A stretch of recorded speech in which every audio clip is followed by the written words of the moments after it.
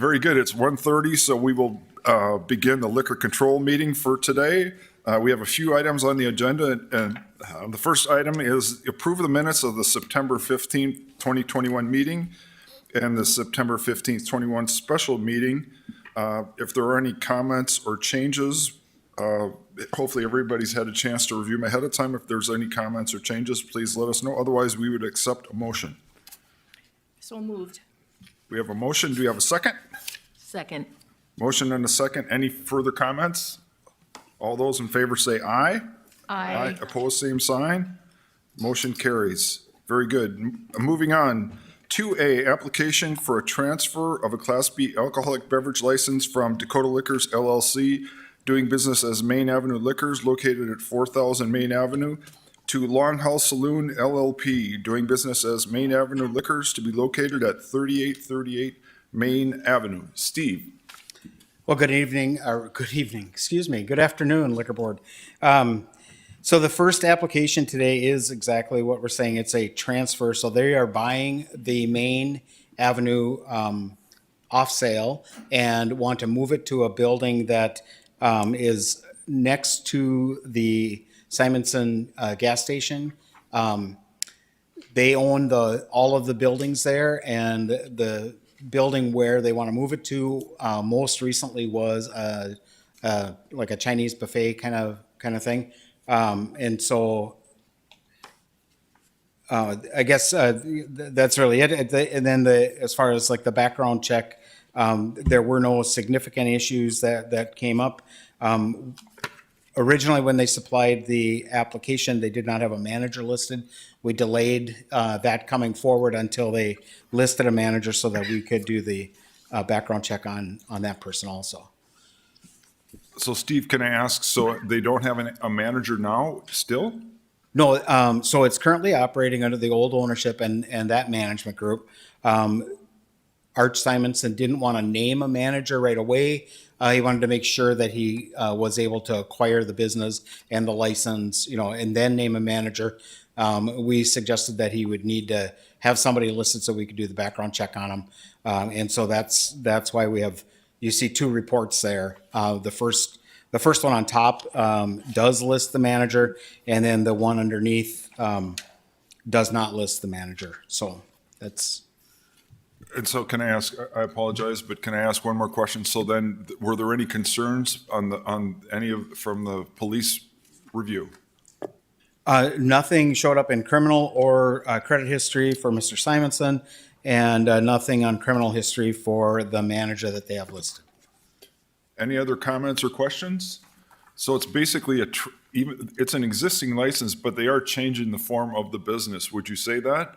Or is it the same business, just moving location? It's just moving locations. It's still going to be an off sale. Okay. They're not doing any on sale. Long Haul Saloon does have an off and on sale up in Grand Forks, but they that's not the type of license they're buying here. This is strictly off sale, and it does meet the 100-foot rule. Because it's that separate building. Okay. It's just right next to the gas station. Okay, very good. Any other comments or questions? Do we have a motion? So moved. Second. We have a motion and a second. Any further discussion? All those in favor say aye. Aye. Aye. Opposed, same sign. Motion carries. 2B, application to transfer a Class A alcoholic beverage license from the Bowler Incorporated, doing business as a Bowler, transfer due to the death of the owner, to be located at 2630 South University. Steve. So the longtime owner of the Bowler was James Tandesky. Mr. Tandesky passed away. So the business is being transferred to his son, Robert, and the manager is also James, but it's the grandson. So there were really no issues with Robert Tandesky. The grandson, James Tandesky, had a few issues. We may call them indiscretions of youth. If you have questions about those or whether or not the police consider those reasons not to do the transfer, I would have to bring the chief up to answer those. So Steve, I just have a quick question. Obviously, some of them are misdemeanors, but to me, one that jumps out is one is a felony in 2002. And I know that was a while ago, but still, that's, to me, that's something that, and maybe the chief has more explanation about that, but I guess to me that, when there's a felony, that's a level that we should be concerned about. I think I would like the chief to come up because it kind of gives some insight into what PD is looking for when they do these background checks also. And I know I'm not that bright, but it's very confusing when everybody's named Robert Tendesky, the past owner, the current owner, the future owner. So that's just an editorial comment. Thank you. Yep, it's right here. Okay, good afternoon, board. Let me just refresh my recollection here.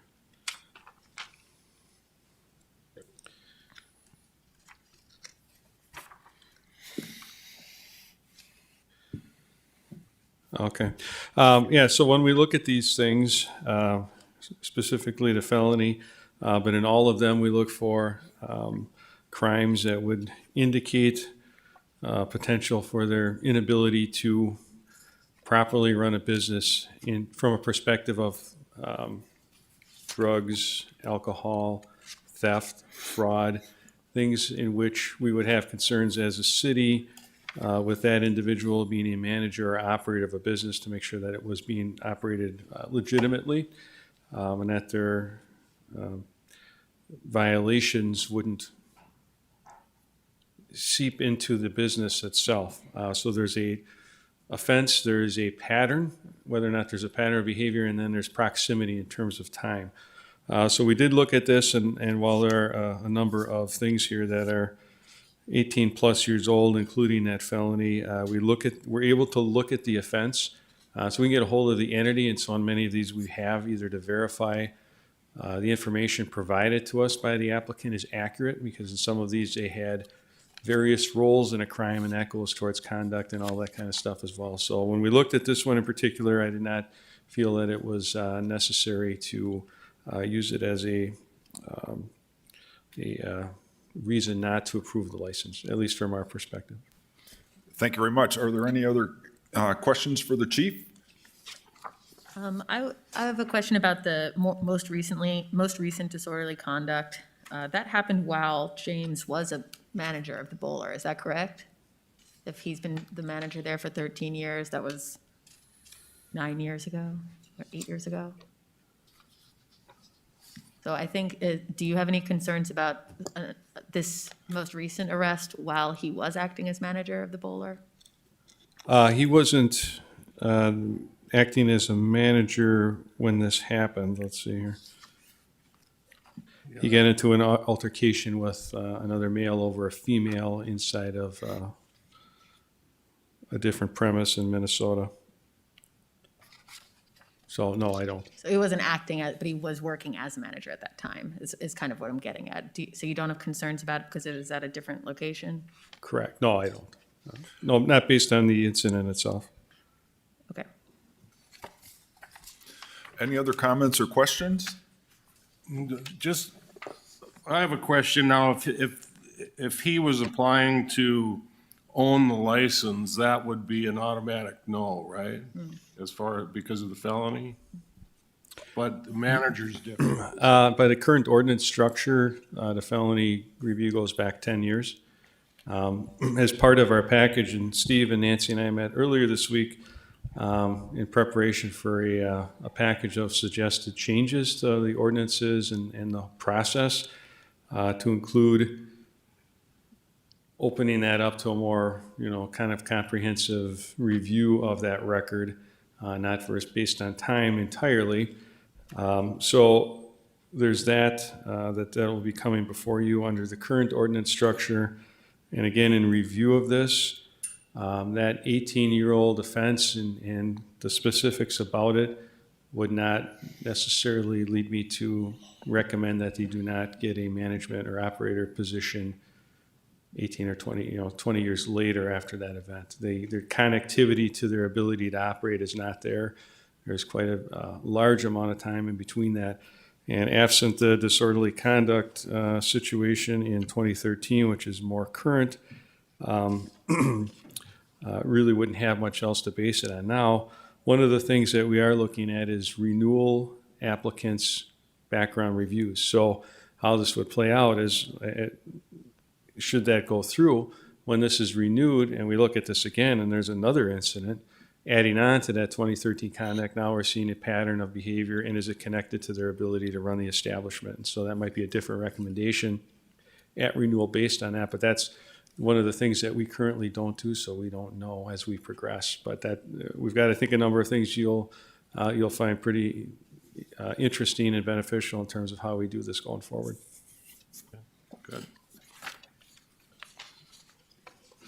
Any other comments or questions? Otherwise, we would accept a motion. I'll move. We have a motion and a second. Any further discussion? All those in, oh, I'm I sorry, was go just ahead. saying, I No. seconded that, but I think my mic was off, so. All those in favor say aye. I Opposed, same sign. Motion carries. 2C, application to transfer, for the transfer of a Class A alcoholic beverage license from International African Restaurant and Nightclub LLC, doing business as International African Restaurant and Nightclub, to 518 Properties, doing business as 518 Properties, to be located at 4554 7th Avenue South.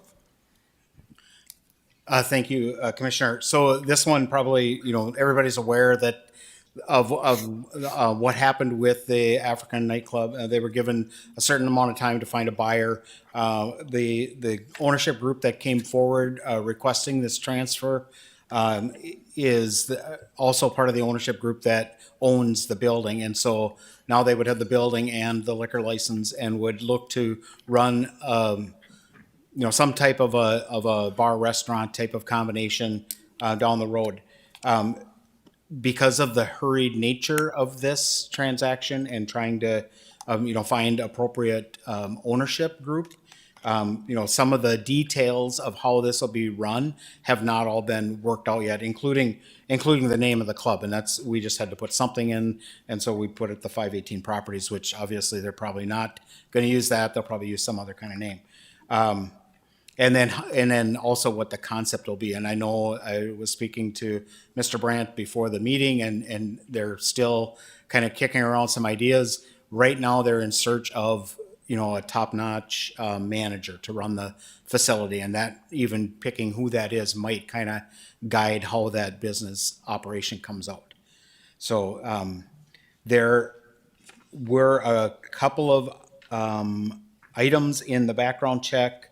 And again, I would have to have the chief come up to make comments on those. Other than that, I don't know if you have any other questions about this at this time.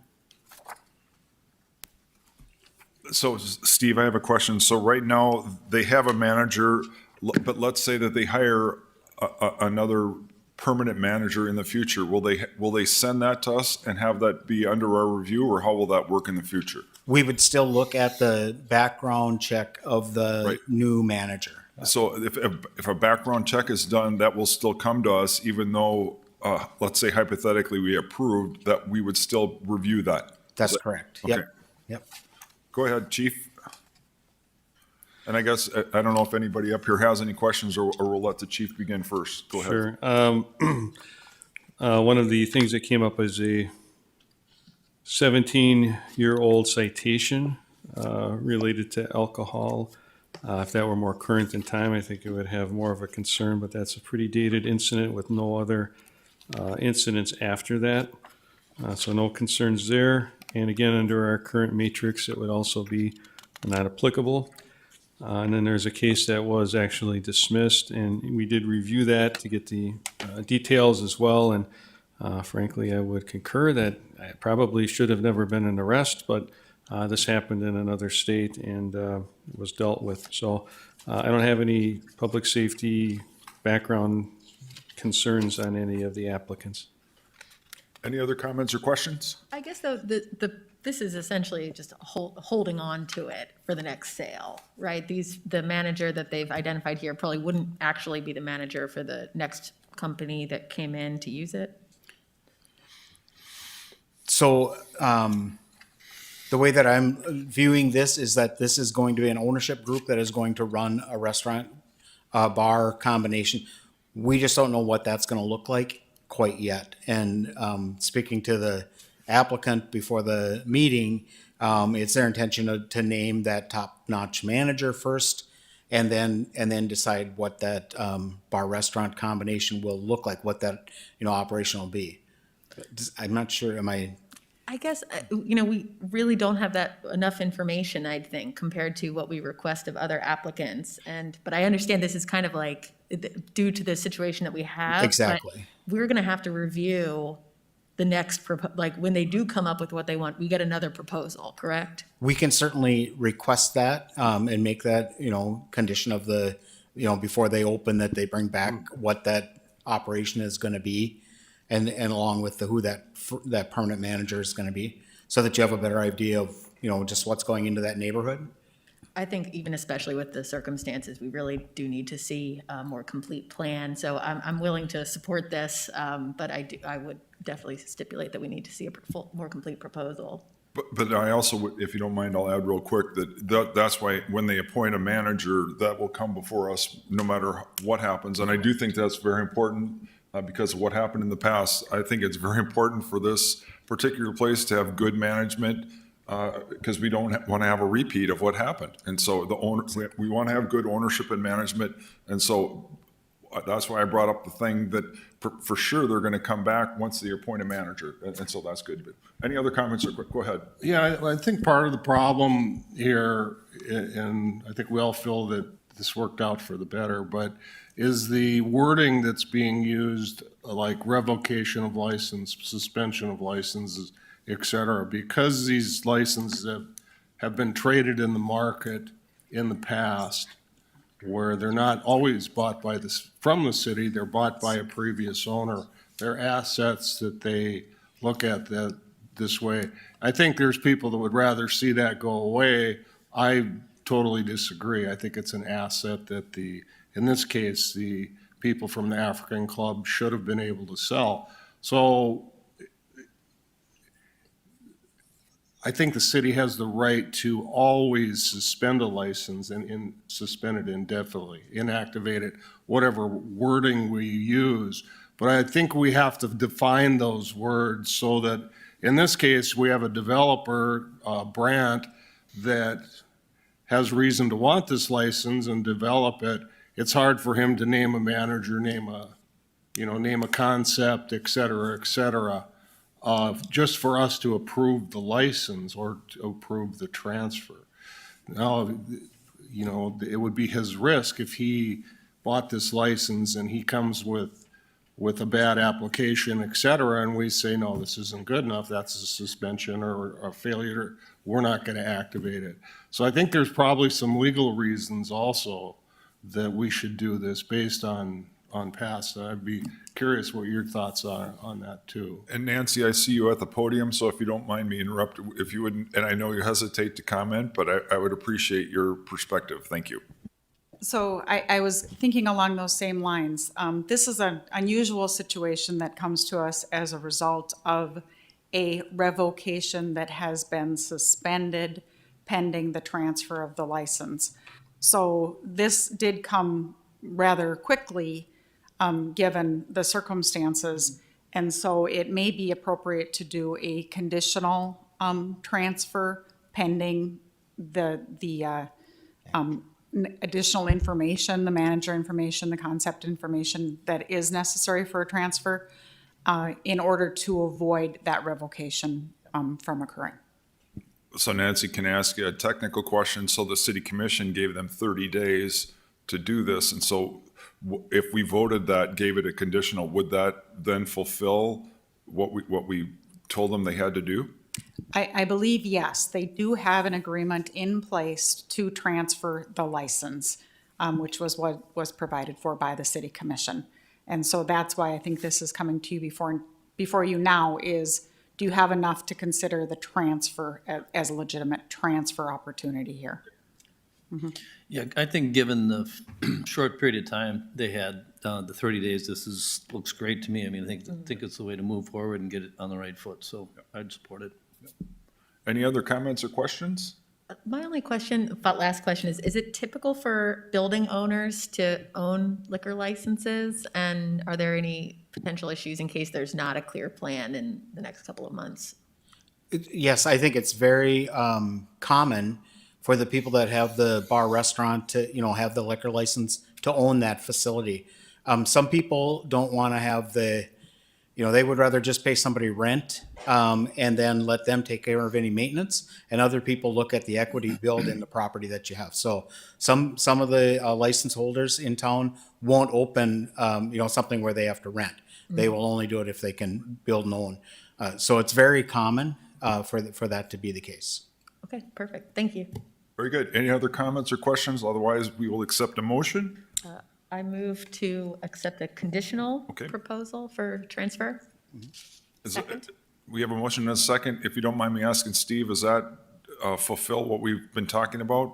I think absolutely. As Nancy said, we have a contract, an agreement between the two parties. And so I do think that it fulfills what the city commission requested. And now with this action here, we'll bring it forward to the city commission. It would actually come on November 1st. We just had the meeting the other night. So that's the next meeting. And at that time, then we should be able to have it done. That will give them time to continue working. And I'm certain that there'll be some remodeling and some of that kind of stuff. So it may be a couple of months before they've kind of really come back to you with what that business plan looks like and who that long-term manager is going to be. Very good, thank you. So we have a motion and a second. All those in favor say aye.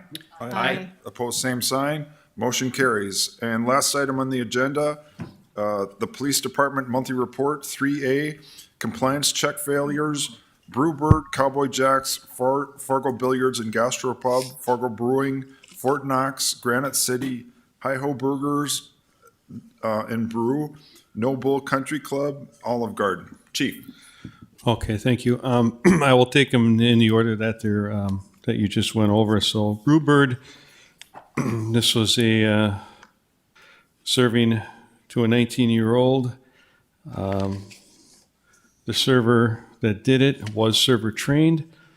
This is their second fail well, it says second fail in 1 year, but I think we were here about 3 months ago with their first fail. So I think one alarming thing as we go through these is that all but one of these involves a server that's had server training. So that just begs another question, but just to point that out. So my recommendation is follow the matrix on the second violation, and I would not recommend any waiver. I will make that motion. We have a motion and a second. Do we have a second? I'm sorry about that. Yes, second. Motion and a second. Any further discussion? All those in favor say aye. Aye. Opposed, same sign. Motion carries. The next one is Cowboy Jacks. Similar situation, serving alcohol to an 18-year-old. In this case, the server, who was trained, looked at the ID and served anyway, even though the person used their real ID indicating they were 18 years old. First fail, I would recommend following the matrix on the first violation. And can I just add a real quick comment? To me, this shows, if you have IDs, I would encourage you to have an ID checking machine at any of these bars and restaurants, because the human eye cannot detect the difference between a real and a fake. And I think that's sometimes, and I'm not trying to make excuses. And the other thing I want to say is if any of these people want to get up and give their side of the story, we're willing to hear that at the same time. But I don't know, Chief, if you want to talk about that, but the ID scanning, to me, if I owned a business, I would almost insist on that. That's just my own opinion. Well, I think absolutely that's going to help the establishments 100% for those that are, and most of them are, properly vetting. But in some of these, to be frank, it's not hard to figure out if you're 18 or 21. You don't misread it that poorly. It's not that difficult. And so to me, it's more of a culture or a bad employee situation that's going to continue to pop up if our owners don't do something about it. So to me, those are the things that really popped out. Most of these people are trained. Some of them are even looking at IDs, and they're serving anyway.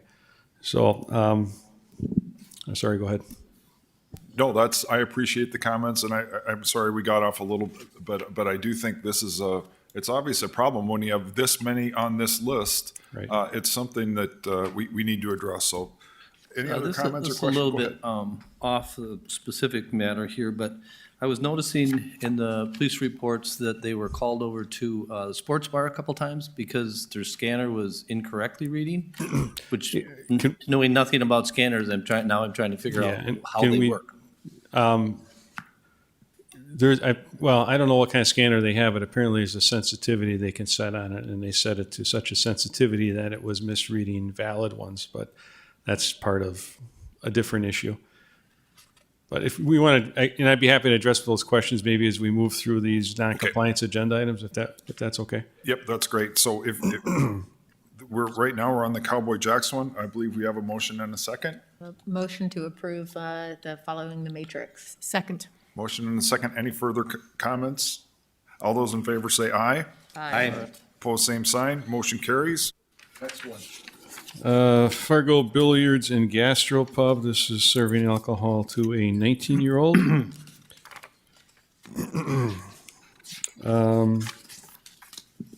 Again, served and walked away. Doesn't look like they checked the ID at all. I'd recommend following the matrix on that as well. The server was trained. I'll make the motion to follow the matrix. Second. Motion and a second. Any other comments? All those in favor say aye. Aye. Opposed, same sign. Motion carries. Next one. Fargo Brewing Company, serving alcohol to a 19-year-old. Again, this was, in this case, the server made a motion to the kid to show an ID, so the kid showed an ID. Actually, he did look at it and then set the beer down in front of him and walked away. I would recommend following the matrix on that one, first offense. And that server was trained. I'll make the motion. Second. Motion and a second. Any other comments? All those in favor say aye. Aye. Opposed, same sign. Motion carries.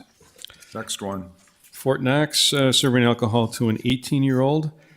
In this case, there was no manager on duty. The server was not trained and glanced briefly at the ID and then served the 18-year-old their alcohol. I would recommend following the matrix as well, first offense. Do we have a motion? Move to follow the matrix. Second. Motion and a second. Any further discussion? All those in favor say aye. Aye. Opposed, same sign. Motion carries. Next, we have Granite City Food and Brewery, service of alcohol to an underage person. I don't have the exact age with me. This person was server trained, but without checking the ID, served the alcohol and walked away. I'd recommend the matrix first offense for that one. Do you have a motion? So moved. We have a motion. Do you have a second? Second. All those, any other comments? All those in favor say aye. Aye. Opposed, same sign. Motion carries. Next. The Hi Ho Tavern. This is serving alcohol to a 19-year-old. This individual was not server trained, and this individual who served was actually also under 21. And she served that on her own. There was a manager after the fact. But again, I would recommend following the matrix, first offense. Do we have a motion? I'll make the motion. And a second? Second? Any other comments or questions? All those in favor say aye. Aye. Opposed, same sign. Motion carries. Next is the No Bull Country Club. This is serving alcohol to an 18-year-old without asking for identification at all. This individual was server trained. I would recommend first offense on the matrix. Any other comments or questions? Otherwise, a motion? So moved. Second. Motion and a second. Any further discussion? All those in favor say aye. Aye. Aye. Opposed, same sign. Motion carries. Last one is the Olive Garden. This is serving alcohol to an 18-year-old. No request for the ID. Placed the alcohol down and walked away. Recommendation for the matrix, first offense. So moved. Motion, do we have a second? Second. Motion and a second. Any further discussion?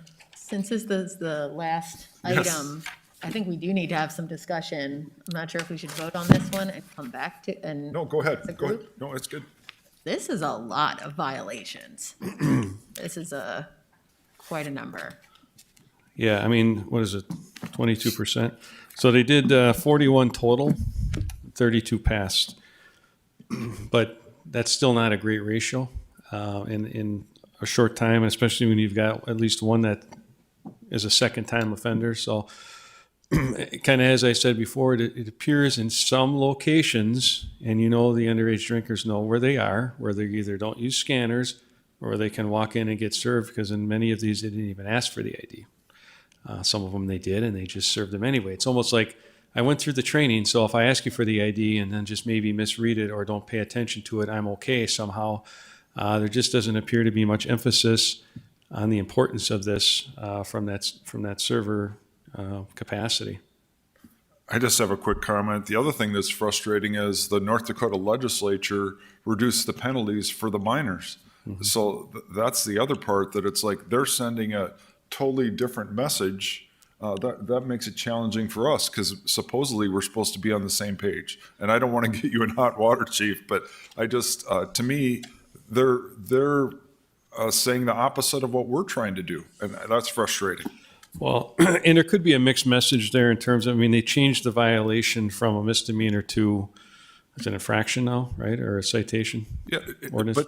but they reduced the penalty. Right. Yeah, anyway. They reduced the penalty, and I think that perhaps some places or businesses may take that as an indication that they don't need to pay as much attention. Right. So I think it's important for our establishment owners to know, and 32 of them actually pass, so I guess 32 gold stars go out, right? But everyone needs to understand that we're watching for this, both from the police department perspective, public health, this board and the commission, and we're going to be enforcing these violations. So if anyone thought there was a lax in enforcement on those, there won't be. It's important for the safety of our kids and our public, because in many of these instances and in some of the liquor reports you see, that some of these folks they leave, they crash into other people, they get hurt, killed, or injured. And so this is a big issue that we take very seriously. Right. Very good. Any other comments? I have a question ahead. for Chief. In this package that you're preparing with Nancy, to give to us to review, does that include strengthening the penalty matrix? Yes. So there's four big components that I can tell you we've looked at, and Nancy will be in touch with you shortly, I'm sure, to try and set some kind of a brown bag with commission and the liquor control board. But we looked at technology, the scanners, and the video, and what does that look like, and what kind of specifications, things of that nature would be required. What types of licensed premises would have to have these types of things. So these are all part of the discussion and information that we'll provide you. The whole application process, revision of the application forms, updating of the forms, make them electronic with a revision date, and so that's an easier report to follow and making it consistent. The FBI background check requirement for applicants and renewals. So on an annual basis, we will have another check to make sure that there isn't any additional acts that would cause us concern to reissue the license. So that's a big gap that we have right now. Once we issue a license, there's really no check back. And so a lot of things could happen over the course of that licensure. And again, most of our businesses don't have any issues with this, but there are some that obviously do. The other piece that we're looking at is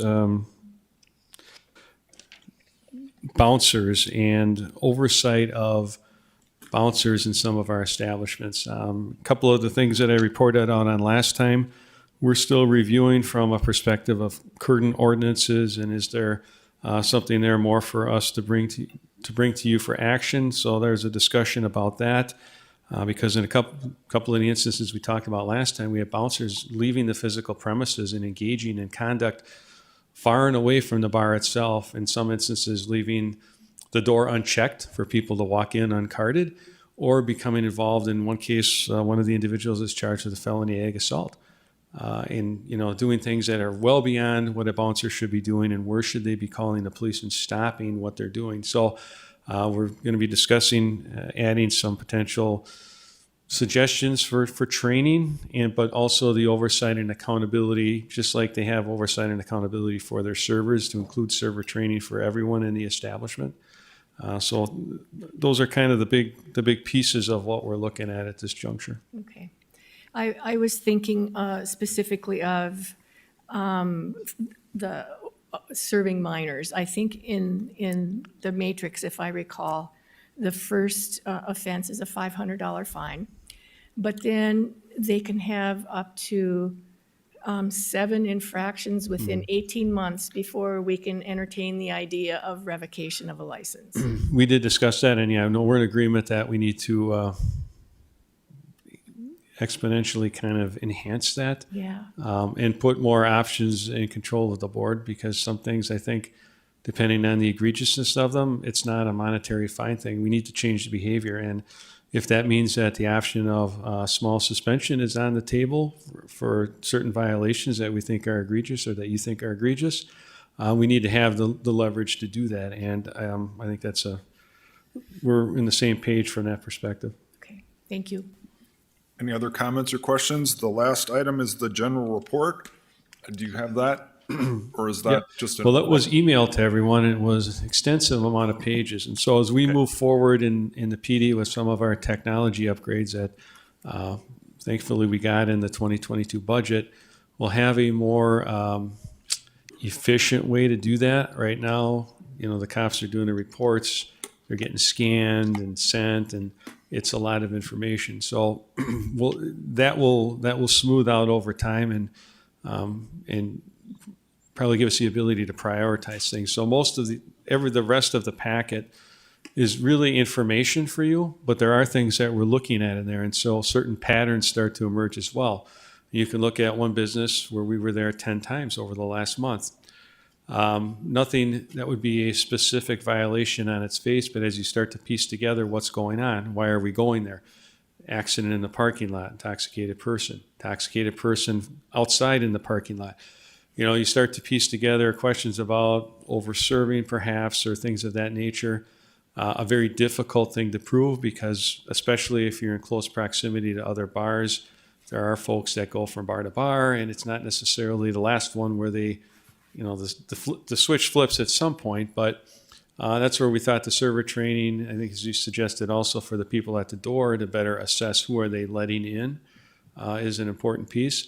But as we start to look at some of those patterns, we're kind of putting our heads together and seeing what may be actionable and what may not. But I hopefully bringing some of this to your attention, and if there's actual violations or things that we think we can take action on, I will specifically agendize those so that notice is given to the owner and they can be here to respond. But again, that's what we're seeing really, and I think that's the benefit of the information. So while it's a lot for you to look at, that's the idea behind it. You get a little bit idea of what's going on. Also, from a PD perspective, the amount of work that our cops are doing out there, they are responding to a lot of incidents in licensed premises, not all bad. Many of them are being legitimate calls where we're there to assist the owners of those establishments. Absolutely fine, no problem at all. But I think you can see the amount of work both on the business and the PD that all of these establishments, they bring a lot of good things too from a business perspective, but there's a lot going on in terms of keeping, public safety and managing those things. So this is another piece of information that I think the board and others may not have been aware of previously. Very good. That's excellent. Any other comments or questions from anybody? Thank you, Chief, for all that excellent. Steve, do you have anything to add? We just need to vote on that last one. Move to follow the matrix for the Olive Garden. That's a poor job by the chair, so I apologize for that. Do we have a Second. We have a motion and a second. Any other comments or questions? All those in favor say aye. Aye. Aye, opposed, same sign. Before we adjourn, I just wanted to say, so Tyler Brandt's here, and his brother passed away, Ace, and I just wanted to obviously pass our condolences on behalf of the city and to thank you for what you and your family and your brother have done, the growth and development of our city.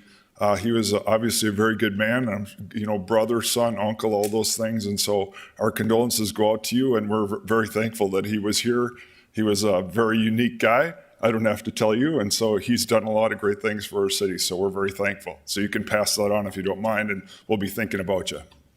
With that, we are adjourned. Thank you, everybody. Have a good afternoon.